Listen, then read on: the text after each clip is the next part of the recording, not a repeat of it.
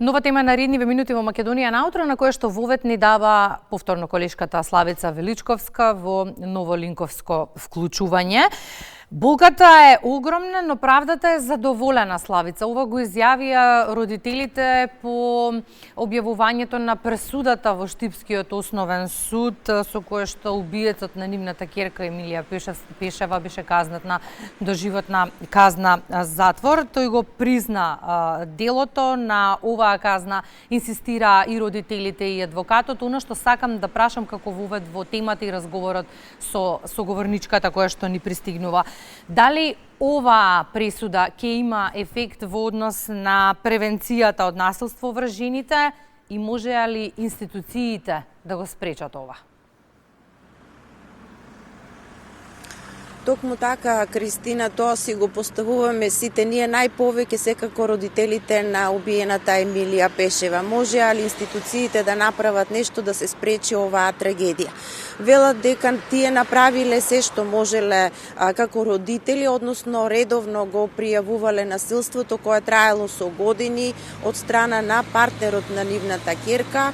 Меѓутоа не се задоволни од тоа како реагирале институциите и велат дека за да не се повторуваат вакви несреќи треба да има построг однос кога се работи за заштита на нечие здравје и живот од страна на насилник кој упорно го повторува делото.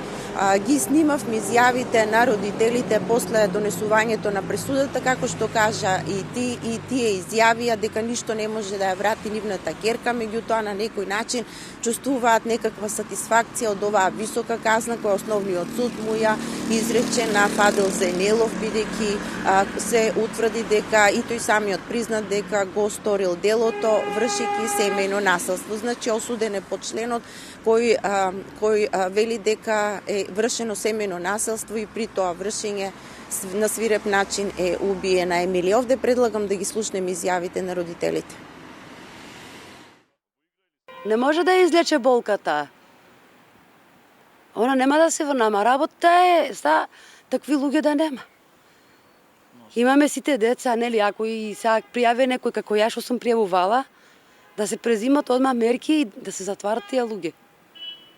Да се затварат, а не сега одеш, пријавиш, ништо, па пријавиш. Еден пат кога ќе пријавиш, одма да се презима и да се осудат. Болните ли луѓе, здравите ли, мали, стари, било какви луѓе. Ако има нешто опасност закани, кога ќе пријавят да се презимат одма мерки. Да бидеме слободни, значи рад, ти да си бидеш слободна од твојата куќа или у работата, да знаеш дека детето или си одеш само од работа, не знаеш дека има опасност. Ако има такви луѓе, да се затварат. Нека гледат цела јавност низ Македонија такви монструми до животна, да не се пушта. Никако. Моето дете ќе гние и он нека гние таму у затвор. Да не изнегне, да не се повторуваат овакви дела. Сите чуваме, сите, болката е тешка.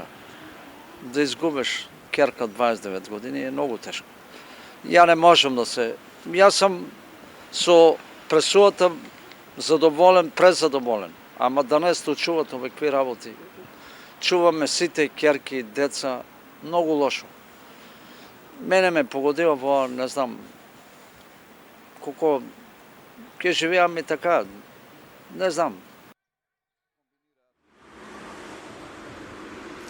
Разговаравме со адвокатката Билјана Андонова, таа е правен застапник на жртвите на родово базирано насилство во невладината ЕХО, единствена организација во Штип која го нуди овој тип на услуги, значи бесплатна правна помош, има доста искуство во застапувањето на жртвите од родово базирано насилство и вели дека ваквата висока казна ќе има и генерална превенција врз сите насилници, односно сите оние кои вршат родово базирано насилство. Меѓутоа, она што е еден вид пречка и самите институции да реагираат поефикасно е законската пречка, односно засега институциите по службена должност кривично прогон вршат само на насилници кои сториле тешка телесна повреда на жртвата. Доколку повредата не е тешка, доколку се смета дека е лесна или пак е од друг карактер, се бара согласност од жртвата да продолжи кривичниот прогон. И таа согласност некако е пречка, бидејќи самата жртва, дали од страф од насилникот или под притисок на средината и на општеството, многу често се откажува од понатамошен кривичен прогон, и тоа е она на што инсистираат невладината ЕХО и другите женски организации со години наназад. Сето тоа за да биде дел од Истанбулската конвенција на која Македонија е потписник, меѓутоа не целосно велат законите ги усогласивме токму во насока на Истанбулската конвенција. Таму се препишува дека кривичен прогон му следува на насилника без разлика на тежината на повредите кои ги нанел на жртвата и воопшто и да не се работи за физичко насилство, туку за психолошко или пак економско насилство. Секој вид на насилство треба да се санкционира до крај и да има кривичен прогон за сторителот на, како што кажав, било каков тип на насилство, без разлика дали жртвата е согласна да оди до крај со прогонот или не. Да слушнеме овде изјавата на Билјана Андонова, адвокат и застапник на жртвите во невладината ЕХО. Како представник на Сдруженијето и како адвокатка која што застапува жртви на семено насилство и родово базирани насилства, можам да кажам дека било која казна за секоја жртва не може да биде доволна сатисфакција, затоа што ниту една казна не може да ја врати, нели, да го врати човечкиот живот и жртвата, меѓутоа сепак сметам дека изрекувањето на максимални казни и казнивоста на системот треба да вроди во плод во иднина на планот како на специјална, така на планот и на генерална превенција. Посебно што во конкретните случаи наоѓаме како Сдружение голем дел на институционални слабости и нереагирање на системот. Доколку системот реагирал времено и навремено, со сигурност, сигурни сме дека не би дошло до вакви фемициди, до вакви загуби на човечки животи. Без оглед што е донесен новиот закон за спречување на жртви од семено насилство и што е ратификувана Истанбулската конвенција, нашите закони се уште не се во целост усогласени со Истанбулската конвенција и токму поради тоа сакам и оваа пресуда да отекне како апел во јавноста во моментот кога сега се подготвуваат нови измени на кривичниот законник, да се вметнат измените на кои што укажуваме како Сдружение, посебно на член 130 став 2, да се воведе гонење по службена должност, да не се остава гонењето при вршење на семено насилство да се врши по предлог, каде што најчесто жртвите попуштаат што од институционален притисок, што од притисок од сторителот, па се повлекуваат во кривичното гонење, значи да нема такви остапки, а секако и да се зголемат и висината на казните и посебно отежнителните околности кога станува збор за родово базирани кривични дела. Во прилог на сите потенцијални жртви на родово базирани насилства се надеваме и ние на измени во кривичниот законник за поефикасна заштита, а што се однесува до присудата на Основниот суд во Штип, се надеваме дека и повисоките судски инстанции ќе ја потврдат истата и конечно ќе имаме високи казни за секаков вид на насилство врз жените и послабите. Студио. Благодариме Славица, вовет ни даде во темата на која што продолжуваме со Ана Аврамовска-Нушкова од Националната мрежа против насилство врз жените и семејно насилство. Ана, добре ни дојдовте во Македонија на утре. Благодарам за поканата. Колку пресудата е ветер во грб за сите вас кои што години се борите против семејното насилство и родово базираното насилство, кои што говорите на оваа тема и сакате промени. Апсолутно сме задоволни со висината на санкцијата, максимална казна до животен затвор. Морам да напомнам дека ова не е прва ваква пресуда од овој тип. Минатата година во Основниот суд во Кочани за убиството на Танкица исто така беше изречена максимална казна до животен затвор, со тоа што не видовме апелација како ќе одлучи по жалбата на бранителката по службена должност, бидејќи се прекина постапката, убиецот почина во затворот во Куманово. Казнивоста е една од основните, не само начала и принципи кои што ги налага Истанбулската конвенција, да се вратиме во нашето законодавство, каде што викаме за се што е неправо, треба да следи соодветна санкција и казна. Апсолутно, кога станува збор за ваква најтешка форма на кривично дело, а тоа е убиство, каде што правото на живот како едно неприкосновено право е повредено, и како во контекст на овај родово базиран мотив, и како е важна ова висина на санкција и дава една убава пракса како треба да се разгледуваат предметите. Оно во Кучани беше фемицид. Да. Ова не. Единствени сме на Балканот кој што го препознава фемицидот како кривично дело, но што не значи ако не го препознаваат институциите? Апсолутно сте во право, да, го регулиравме уште во февруари 2023 година, еве полни 2 години, каде што ги препознаваме родово базираните, односно заснованите убиства, но препознавањето кај институциите може би оди малку потешко, затоа што кога станува збор за фемицид, многу е важно да имаме првен статистиката. Колку жени се убиени, бидејќи таа е на сива бројка на непријавени случаи, на нерегистрирани убиства, секако ни провејуваат, не само кај нас, туку и на едно глобално ниво. Важноста е затоа што не секој убиство при вршење на семено наследство значи дека е фемицид. Но во контекст на родово заснованите убиства има една малку, треба да се погледне општествениот контекст. Има малку поголема слика. Што значи тоа? Кога зборуваме за родовите фактори кои што допринесуваат до вакво нешто, тоа значи дека системот и општеството го дозволува тоа. Тоа значи дека положбата на жената во општеството е и како помаргинализирана во однос на мажите. Нееднаков пристап до право од социјална здравствена заштита, нееднаков пристап до нови работни места, до здравствени услуги, нееднакви плати за иста работа. Сето тоа допринесува до една системска дискриминација врз жените, кој што ги стави уште повеќе подложни да станат потенцијални жртви на некоја форма на родовото засновано насилство. Ова судска пресуда дава ветер в грб и верба, ајде да кажеме, повторно се враќа некаква во судскиот систем, но казнивоста е важна, но многу е важна превенцијата, да не дојде до убиство.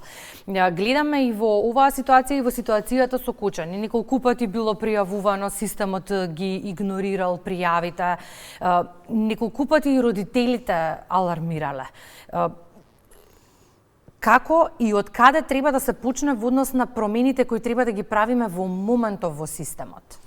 Да, ова не е нешто ново за нашата држава, значи превенцијата е една од основните кои што паралелно ќе си ги менуваме законите, ќе отвараме специјализирани сервиси за да пружиме заштита на жртвите, но превенцијата е еден долгорочен процес кој што се почнува од најмала возраст, преку едукација во предучилишна, училишна возраст, што е насилство, кои се токсични врски, која е положбата, кои се родовите улоги во општеството, па се до оние специјализирани обуки кои што им се даваат на професионалците, за еве ова што го спомнавте претходно, го имаме регулирано во законот, но не го применуваат професионалците од причина што може би им е поедноставно, не дека овдека е погрешно, дека е во вршење на семено насилство, но фемицидот како фемицид може да се одвои поради родово базираниот мотив. И така ќе можеме точно да знаеме каде системот греши и кои се пропустите кои што ги прави системот, кога ние точно го квалификуваме делото. Може да слушнеме заедно и изјавата на Стојане Митева од Шилтер центарот во Струмица, да видиме што велат тие во однос на пресудата, па ќе продолжиме ние. Еве изјавата. И на семејството, но и на јавноста, потребата од доживотниот затвор на сторителот е некако задоволена, иако со доживотниот затвор на сторителот не ја враќаме жртвата назад. Родителите нема да си ја вратат ќерката повторно во нивниот дом, ниту пак детето кое што остана без неговата мајка. Како чин фемицид, сепак доживотниот затвор ги задоволува потребите за делото. За останатите дела е дискутабилно според тежината на делото и она кое што го има сторено сторителот, сепак е различна казната која што ја добиваат истите. Точно за фемицидот не знам дали е тригер за да се врати самодовербата во судовите, затоа што во пракса не е буквално така. Од еден случај не сте го решили проблемот со жртвите на семено насилство кои што се соочуваат кога ќе пристигнат на суд, дали е тоа станува збор за семено насилство од високи ризици или пак жртвата е со поголеми трауми. Судовите, генерално за жртвите, ако зборуваме, жртвите на семено насилство, воопшто немаат доверба во судовите и сметам дека тоа е тема која што гласно треба да се зборува, затоа што пред се и над се во новиот закон кој што е донесен го опфаќа и судството. Овдека во судовите настануваат најголемите ревиктимизации на жртвите, затоа што жртвата повторно поминува низ целиот процес на преживување на семејното насилство, кога ќе треба да се оправдува пред судот. За казните, додека да стигнеме, треба да поминеме еден друг процес кој што захтева многу време, многу голема емпатија од страна на сите институции. Најголемиот проблем кој што жртвите на семено насилство се соочуваат кога стануваат веќе жртви на семено насилство, стануваат и жртви на системот, затоа што се заплеткуваат во целиот лабиринт на системот кој што тргнувајќи од полиција, центри за социјална работа, јавни обвинителства и завршуваат на суд. Да, ние на хартија имаме прекрасен закон, и ако постапуваме така како што налагаат законските нормативи и акти, сметам дека воопшто нема да има недоверба кај жртвите на семено насилство во институциите. Но не е така, за жал не е така во пракса. Не знам каде затаиле институциите, но сепак затаиле и сметам дека треба да има одговорност за тоа. Како што еве судот излезе со пресуда доживотен затвор за сторителот, сепак сметам да има некаков редослед на казнувањата и кон институциите. Не можете да ги изземете институциите да не бидат казнати, затоа што оваа жртва од Штип е само едно од многуте фемициди кои што се случија во државата и кои што ни поминаа низ системот. Сведочевме и за Кавадарци и за останатите градови каде што жртвата многу пати пријавувала. Да, во ред е на крајот да го казните сторителот, но што со институциите кои што не постапиле и дошло до моментот на фемицидот? Нема за што да размислуваат. Тие имаат законски нормативи. Законските нормативи се веднаш постапување. При првата пријава во полициска станица, без разлика каде е жртвата, да се пријави веднаш во центрите за социјална работа, да се направат проценките колку е загрозена безбедноста на жртвата, да ја изолираат и ако некаде низ законот пишува насилникот да се извади од домот, но сите знаеме дека кај нас е невозможна мисија, иако стои на хартија во некој од законите, е невозможна мисија, ја изолираат жртвата и уште поголемата дискусија која што треба да се отвори каде таа жртва, освен во Струмица, да ја внесат. Кога во државата ние го бориме само со Струмичкиот шелтер центар, во Скопје имате еден државен и еден на организација на жени шелтер центар, кои што кубурат со места, останатото се кризни центри кои што ги раководат центрите за социјална работа и тука завршува приказната. Вие повторно изложувате жртвата на ризик. А на одговорното работење на институциите е ветер в грб за жртвите гласно да говорат и да се борат за себе. Колку ние граѓаните сме и треба да бидеме ветер в грб за жртвите на семено насилство и родово базирано насилство. Имајќи предвид дека ова не е прв случај за жал, имаше и многу претходни. Какви коментари оставаме на социјалните мрежи? Што е она што ние го коментираме? Е навистина невкусно и за гледање и за слушање. Да, па посебно и во тој контекст, она што го кажав, и пак ќе се вратам на родовите стереотипи и улоги во нашето општество. Многу често имаме говор на омраза, многу често имаме навредување на жртвите, многу често ја бараме кривицата во жртвата што сторила или како сторила, не гледајќи по големата и по широката слика дека прво жртвите не веруваат во институциите и тоа пред се го кажувам во контекст на центрите за социјална работа и полицијата, а потоа обвинителство, судство, здравствени работници кои што исто така се доста важни во овој синџир, посебно на пријавување на превенција, потоа и на заштита. Што за една жртва на семејно насилство и за незиното семејство би значил коментарот типот сама си го барала на социјалните мрежи? Апсолутно, да. Само обесхрабрување, затворање во себе, некомуникација, недоверба, тонење, психолошка депресија и тоа е тоа. И ако според статистиките минимум 5 години и се потребни на една жена за конечно да се охрабри да пријави семејно насилство, треба ли уште погласно периодов да го правиме тоа во контекст на јавното говорење, бидејќи ако веќе се охрабрила после 5 години терор, веројатно ние како поединци, како граѓани, како општество, како институции треба само да ја помогнеме и да ја поддржиме. Да, и тука ќе се надоврзам и на адвокатката во прилогот и на Стојне кој што го раководат шелтерот, е дека треба да имаме специјализирани сервиси кои што ќе им дадат психолошка помош и поддршка.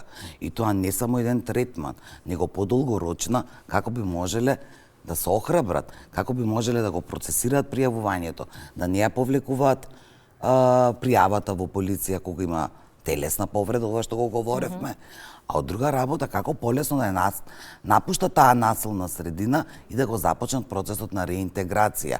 Така само може да се излезе. Иначе, економската зависност на жената во општеството, сите статистики го покажуваат дека е огромна. Кога немаш стан на твој име, кога имаш минимална плата, каде ќе одиш доколку сакаш да го напуштиш насилникот, односно насилната средина. Затоа економското јакнење е клучно не само во системот на заштита, туку и во системот на превенција. Имаме мал позитивен чекор со судскава пресуда, ја следиме се разбира ситуацијата, гласно говориме, бидејќи сакаме да менуваме промени, ни се потребни особено во однос на оваа проблематика. Да. Ви благодарам многу, Ана, за гостувањето. Ви благодарам за поканата, имајте убав ден. Време за првиот блог вести, колешката Гордана Ѓорчева е подготвена со најновите информации од земјава и светот.